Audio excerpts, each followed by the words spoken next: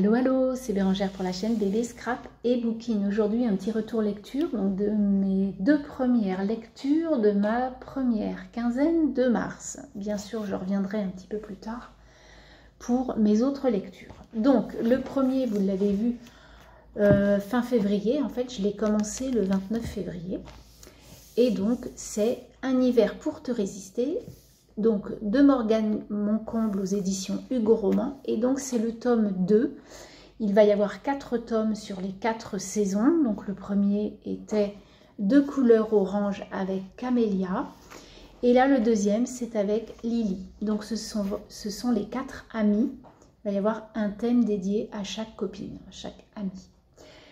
Donc là, on va voir Lily qui habite donc à Montréal, au Canada. Et en fait, cette jeune femme patine depuis son plus jeune âge. Elle a toujours patiné, elle a toujours aimé patiner et elle a, depuis toute jeune, elle est fan d'Orion. Orion est un jeune homme, naturellement, c'est un beau garçon, etc. Et en fait, c'est un super patineur. Et du coup, il a fait les mondiaux, il a gagné une médaille d'or, etc. Et elle est complètement fan de lui. Mais Orion a un problème, c'est qu'il se dit maudit. À chaque fois qu'il patine en duo, il y a un problème avec son binôme femme. Et du coup, là, lors des derniers mondiaux où il a gagné l'or, donc du coup, tout s'est bien passé. Mais quelques semaines après, en fait, la binôme avec qui il patinait a eu un accident. Et il croit que c'est de sa faute. Donc en fait, là, on va retrouver Lily et Orion 3 ans après les mondiaux qu'Orion a gagné avec cette femme. Et du coup, il ne veut plus patiner, il ne veut plus parler de ça. Il s'est vraiment mis en quarantaine, on va dire, chez lui. Il vit en reclus. Et il n'a plus du tout envie de parler de ça. Mais il a quand même son coach. Et du coup, sa vie est comme ça. Et puis Lily, en fait, elle de son côté, elle patine, elle commence à monter. Et puis, elle veut faire les mondiaux aussi avec son binôme qui s'appelle Oliver. Mais Oliver se blesse. Et donc Lily n'est plus que seule elle ne peut plus faire les mondiaux puisqu'elle n'a plus de binôme. Donc en fait, son coach, à elle, lui dit « Écoute, j'ai peut-être une idée, il faut que je voie quelqu'un et on se rappelle après. » Et en fait, eh bien naturellement, vous vous en doutez, ça va être Orion qui va être en binôme avec elle. Mais naturellement, Orion ne veut rien savoir, il ne veut vraiment pas patiner avec elle alors qu'il voit bien que c'est une patineuse d'exception. Mais il lui sort toutes les sornettes du monde, tout. Parce qu'il ne veut pas lui faire de mal, il veut absolument la préserver parce qu'il se croit maudit. Et du coup, voilà, on va se lancer sur une aventure tous les deux. Est-ce qu'ils vont donc faire peut-être les mondiaux, voilà, tout ce qui arrive dans le patinage à deux? Va-t-il y avoir un accident? Va-t-il ne pas en avoir? Comment ça va se présenter? Est-ce qu'elle va le lâcher? Est-ce qu'elle va rester avec lui? Enfin... Voilà, ça va être donc l'histoire de tous les deux.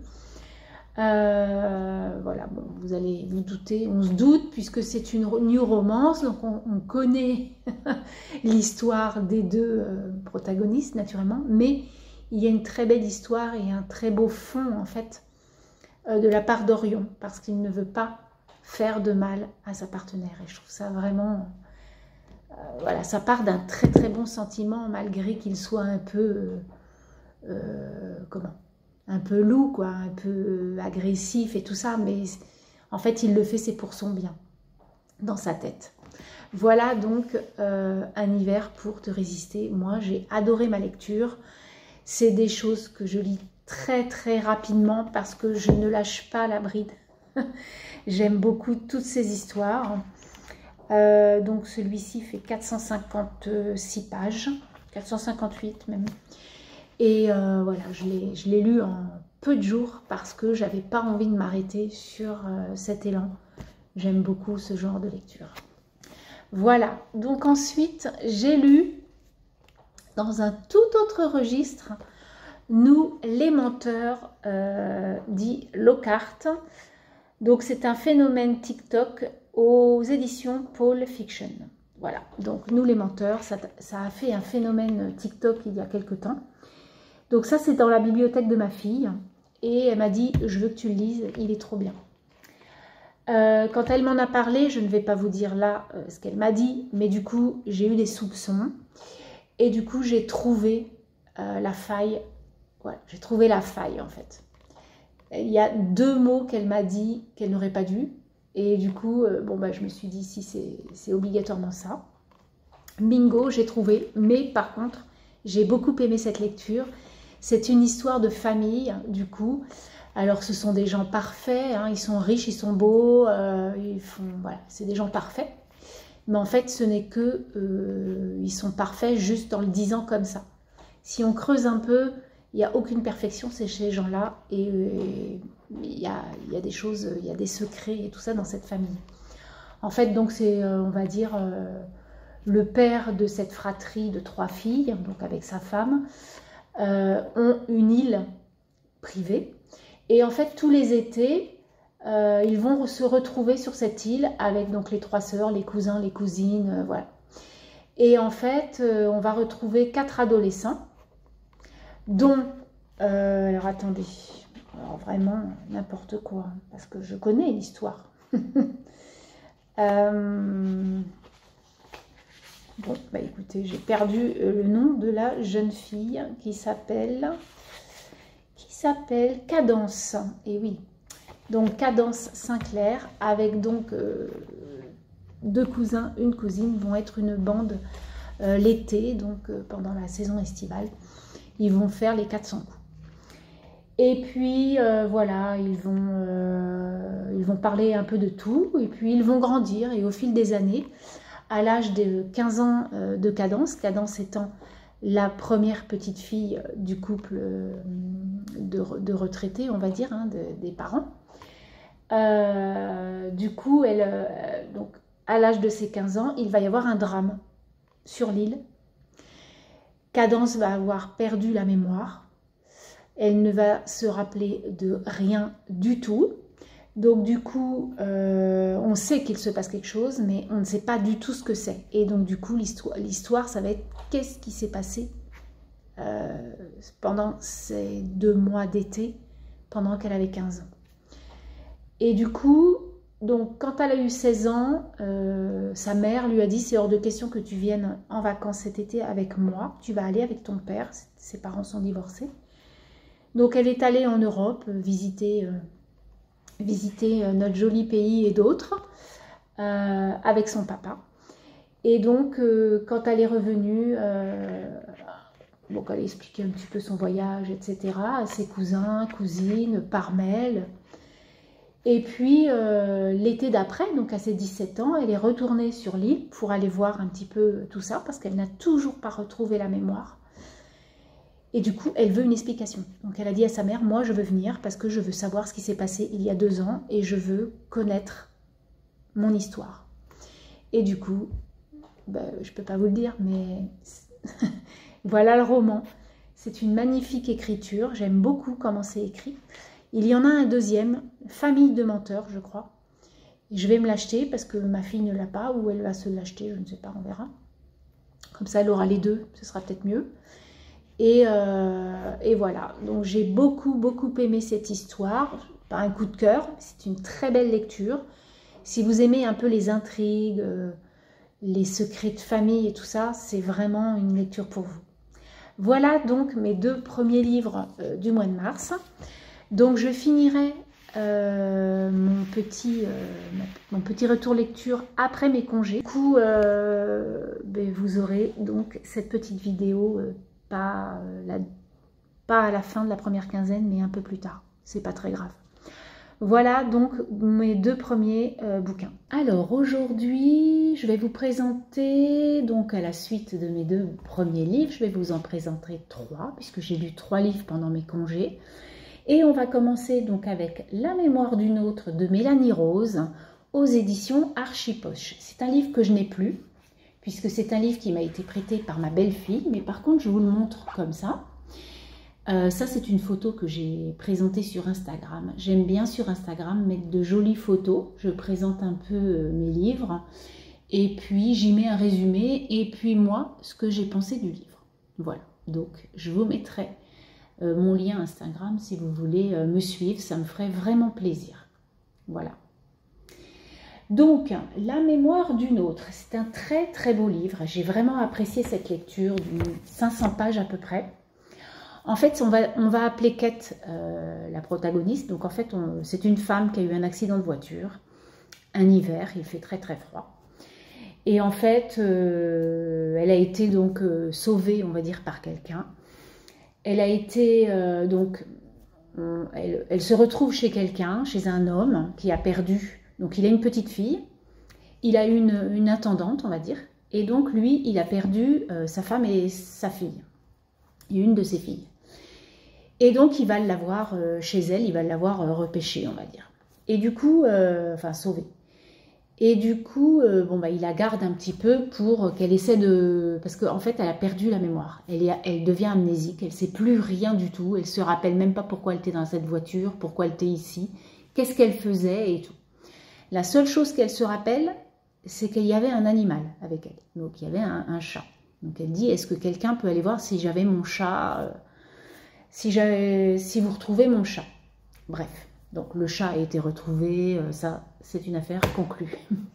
L'histoire en elle-même, du coup, ça va être donc qu'il va falloir qu'elle retrouve la mémoire. Donc en fait, l'homme chez qui elle est a un ami, enfin le frère de son intendante est hypnothérapeute. Et du coup, ils vont essayer qu'elle retrouve la mémoire. Mais en fait, le problème, c'est qu'elle ne retrouve pas sa mémoire, mais elle retrouve la mémoire d'une personne du 19e siècle. Et du coup, ça va être toute cette histoire, pourquoi elle a la mémoire de cette personne, elle décrit les lieux parfaitement et tout, c'est vraiment, est-ce que c'était un de ses ancêtres, est-ce que vraiment une magnifique histoire, j'ai adoré. Il faut aller jusqu'au bout parce qu'on connaît en fait la fin de son hypnose, en fait, hein, de l'histoire qu'elle s'est créée. Et c'est top. C'est vraiment une belle histoire, j'ai adoré, parce que on ne peut pas deviner, en fait. Enfin, moi, j'ai essayé. Je ne pense pas qu'on puisse deviner la fin de l'histoire. C'est quand même sioux, hein, c'est pas mal fait. Et voilà. Et franchement, je vous le recommande. Donc, je ne sais pas du tout s'il est encore... en vente, voilà, parce que c'est un livre qui a été écrit il y a plus d'une dizaine d'années, mais vraiment une très très très belle histoire. Je ne regrette pas que Léa m'ait prêté ce bouquin, j'ai adoré cette histoire. Alors ensuite j'ai lu Les 7 maris d'Evelyn Hugo de Taylor Jenkins Reid aux éditions Hauteville. Donc c'est un poche qui fait à peu près 500 pages aussi. Et c'est une magnifique histoire. J'ai adoré cette histoire. Si vous ne connaissez pas, vraiment, je vous dis, allez-y, lisez ce livre. Donc en fait là, on va donc raconter, bien sûr, l'histoire d'Evelyn Hugo. Mais en fait, donc Evelyn Hugo est une actrice hollywoodienne de renom, très connue. Et du coup, à l'aube de ses 80 ans, cette femme veut faire une biographie. Mais elle veut faire une biographie avec une journaliste. Et elle veut 7 journalistes et pas une autre. Si c'est quelqu'un d'autre, elle ne le fera pas. Elle veut Monique. Donc Monique va aller voir Evelyn. Ils vont raconter un peu tout ça, quoi. Pourquoi elle, tatati, tatata. Et puis va commencer l'histoire d'Evelyn Hugo. Alors, Monique est comme nous, hein, elle ne sait pas pourquoi elle a été choisie pour faire cette biographie et on ne le saura qu'à la fin. Donc elle lui pose à plusieurs reprises « Pourquoi moi? Je ne vois aucun lien entre nous, je ne vois pas du tout pourquoi... voilà, qu'est-ce que j'ai à faire avec vous ?» Et en fait, c'est ça qui nous tient en haleine tout le long du livre parce qu'en fait, on veut savoir ce qui s'est passé dans la vie d'Evelyn pour qu'elle veuille absolument que ce soit Monique qui écrive sa biographie. Donc ça, moi, je sais que personnellement, ça m'a tenu en haleine quand même tout le livre parce que je voulais absolument connaître le lien des deux femmes. Donc, comme je vous dis, vous le saurez que quelques pages en fin de bouquin. Bref. Donc du coup, on va être avec ces deux personnages. Et Evelyne Hugo donc, veut absolument faire sa biographie parce qu'elle dit à Monique que les gens connaissent sa vie, mais ils connaissent sa vie par rapport à ce qu'elle leur a bien voulu leur dire. Et là, il est temps de leur raconter sa vraie histoire. Et ça m'a pris au trip parce qu'il y a beaucoup de thèmes dans ce livre. Vous verrez de vous-même, je ne vais pas vous les dire parce que c'est un petit peu... Bon, naturellement, il y a de la violence, il y a du sexe, voilà, il y a beaucoup de choses comme ça. Mais il y a un thème qui est très fort dans ce livre que je ne peux pas aborder, sinon je vous raconte l'histoire. Et voilà. Donc, en fait, il va y avoir un chapitre sur chaque mari d'Evelyne.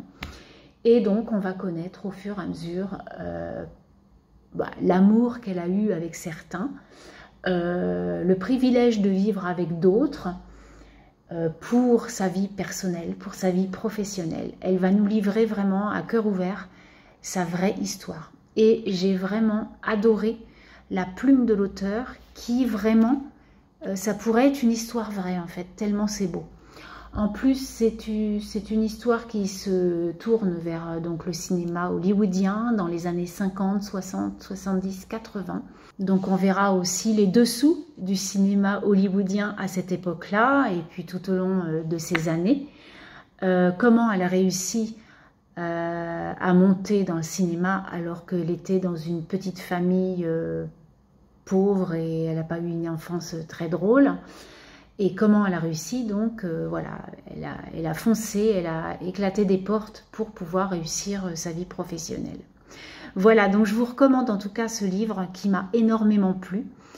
Et voilà, je vous le recommande vraiment.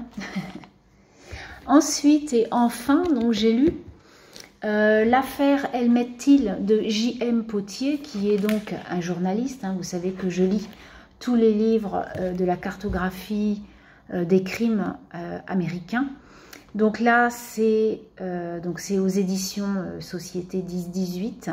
Et donc, celui-ci, il est dans le Mississippi. Donc, été 1955, le corps d'un adolescent afro-américain est repêché dans une rivière. Un crime qui va changer l'histoire américaine. Donc, une histoire poignante. Je ne la connaissais pas. J'en ai parlé à quelques personnes, donc il y en a qui ne la connaissaient pas. Il y en a un ou deux, je crois, qui connaissaient l'histoire, mais brièvement.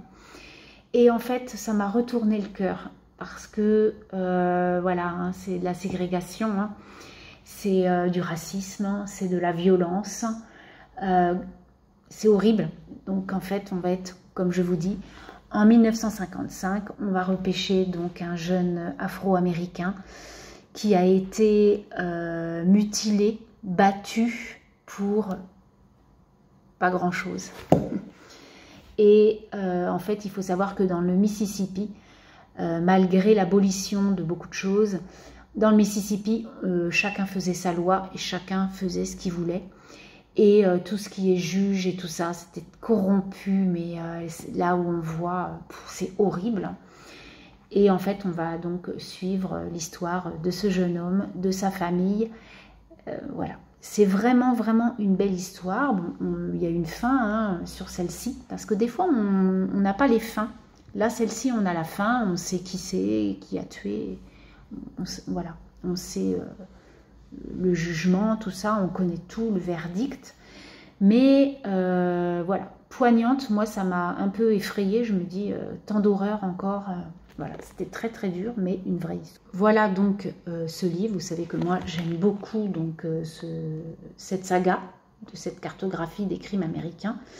Et du coup celui-ci il fait 215 pages à peu près et en fait un petit peu plus. Mais après vous savez il y a des annexes, des cartes et puis il y a tout la récap date par date de tout ce qui s'est passé dans la vraie vie en fait. Hein. Voilà, donc j'aime beaucoup.